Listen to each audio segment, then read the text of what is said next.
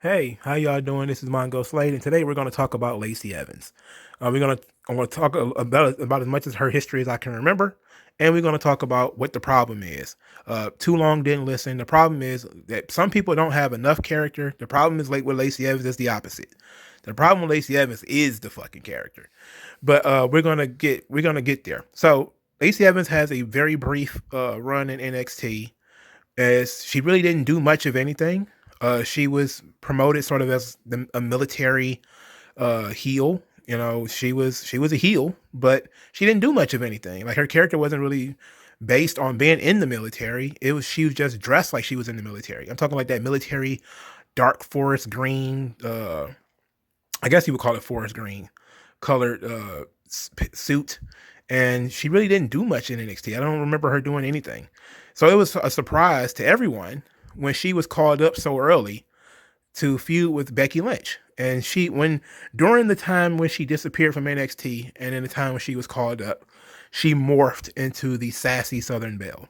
And the sassy Southern Belle, along with the Rosie the Riveter image, uh, all of this stuff came. It is based off a 1940s, 1950s view of womanhood. So in the 1940s, around World War II in the United States, all of the men were drafted. So the women went to work in the factories. And one of those women was named Rosie, and they called her Rosie the Riveter. And she took that picture with her hand, with making the muscle or whatever. And that's the story of Rosie the Riveter. And that's the image that they use for Lacey Evans. And they actually, of course, take it to the next level by having her finisher be a right hand punch, which is similar to, of course, Rosie the Riveter. So this 1940s, 1950s style woman is a welcome throwback because the character is supposed to be showing the women how to be women. And it was a wonderful contrast to Becky Lynch because Becky Lynch was going by the man. And as a woman, it was weird. So you had this woman who was calling herself the man, and then you had this sassy Southern Belle who was going to show you how to be a real Southern lady. And that was a great contrast for the two of them as far as clashing characters are concerned. A lot of people didn't notice that. They were just too busy being mad that Lacey Evans was getting a push. So it was, which is kind of stupid because that's what you wanted, right? You wanted NXT people to get pushed, but not these people. Okay, whatever. In any event, Lacey Evans and Becky Lynch had a decent feud. I don't know too much about the matches, but the feud was okay. The kind of the tune-up matches that she might have had with Natalia were kind of rough because Lacey Evans was not that good. At least not at the time. She wasn't really all that good. And then over time, she got better. She did get a little bit better. She showed off a little bit more as her move set it was concerned, and she ended up in a really good match. The mixed tag match. It was Lacey Evans and Baron Corbin versus Becky Lynch and Seth Rollins. That was good. You know, it was good mostly because, of course, Baron Corbin ended up hitting End of Days on Becky Lynch, which was great. But after that, she hit the skids because there was really nothing for her to do.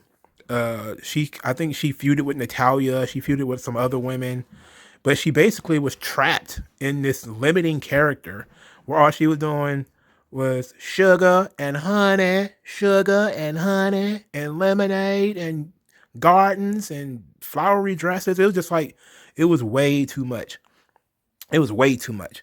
And it seemed to go on infinitum to the point where I couldn't tell you when it ended. I don't even know how she ended up on SmackDown, other than she probably just got drafted. So on SmackDown, she really did, kind of the same thing. But she did get a really good look because she was one of the first women to wrestle in Saudi Arabia. So that was kind of a really cool thing when she got to wrestle Natalia in Saudi Arabia. They had the very first match, and it was a big moment. And that was really kind of the match that started kind of making Lacey Evans feel a little bit more important. Like she had the big run with Becky already, even though she didn't win the title, and she barely, I don't even think she even got close to winning the title. She really didn't do much of anything else except feud with Natalia off and on for the next couple of months. And then she had the big match at Saudi Arabia, which kind of showed that, oh, they're letting women wrestle in Saudi Arabia now. I'm like, okay, that was cool. And so she ended up on SmackDown. And the character continued, sugar, honey. And it's just going on and on and on, the same shit. Nothing changed. And then she entered in a feud with Bayley and Sasha Banks. And we started to see something different. This is when we started seeing the sassy Southern Belle character get turned all the way down, and sort of her real personality started to come out. And even though she was still, the sassy Southern Belle, she was more herself, and she was, leaning a little bit more into her background, being in the military, being a mom, how all of these things like performing in Saudi Arabia, how all that stuff mean to her. And it was like really touching, really moving, emotional stuff. And it seemed like she was really trying to get over in this situation. Like I saw the crowd kind of waking up on Lacey Evans. It was kind of getting woke on Lacey Evans. It was okay. And then, she feuded with Sasha and Bailey. And then I don't know, I couldn't tell you how she managed to get back in the box of being sugar, honey. I don't know how she got back in that box, but it just happened. Like right after she got done feuding with Bailey and Sasha Banks, there was really no one else for her to feud with. I think she might have had some. Maybe did she scrap with some? Maybe she got into it with Bliss or Cross or something like that. She just ended up right back in the box. And then she was the unfortunate person that everybody hated because of Naomi. So because she pinned Naomi that one time, she pinned Naomi once, I think, maybe twice, and people flipped their lids because they're like, "Oh, I hate Lacey Evans." Ah! And I was just kind of like, Lacey Evans isn't going anywhere. Like, it's not like Lacey Evans is getting a super push. And I maybe should have made this video then because not much has changed. So now Lacey Evans is essentially just the Wicked Witch of SmackDown. She comes out and sugars and honeys everybody to death and sachets with her little handkerchief, and she cackles, and then she gets beaten up, and then that's it. And it's like, I don't see, it didn't have to be this way. It doesn't have to be this way. She has something going being a regular person. She has a background that people can get interested in. They just have to actually use it. The character is cringe. Like the character is really cringy. It's over the top, and it's too much. Like it's too much personality. It's too much. Like she does speak with a southern accent, but it's not, as bad as it is on TV. It is horrible. That accent is crazy. Like it's not. It doesn't matter what she says. Okay, like that's her words are fine. It is the performance of this character. It is too loud. It needs to be turned down, or it needs in some ways, they need to be turned off. It needs to flip less Southern Belle, more Lady Sergeant Slaughter, more. They need to go more that way. And I really kind of had like this fantasy booking in my mind where basically Lacey Evans ran a boot camp for women's wrestlers, and then that would be part of the whole. And I remember I had this idea when she was on Raw, and I think she was going back and forth with Liv Morgan, and that's when I had the idea that maybe when you doing the storyline with Liv Morgan is trying to quote unquote find herself, that maybe we should have just did a thing where Lacey Evans is recruiting different women, and she's going to teach them how to be proper women, and it's basically just G.I. Jane with her barking orders and making them do push-ups and making them dress like her and do all this type of stuff because she's trying to force all of these women to be her essentially. And that's kind of the idea that I had. It's like that would work great as a heel character.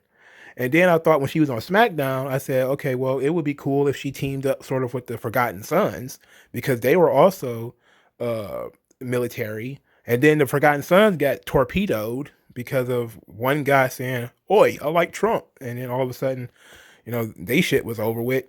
So, but now I don't know. Like, what really can you do? The babyface run had potential, I think. But Lacey Evans, this will not do. What she's doing every week on SmackDown will not do. I do not like it. It's pretty much every week. The character is too loud. And she needs to turn that shit down. It's too much. And it's cringy as hell. And like her dialogue is cringy.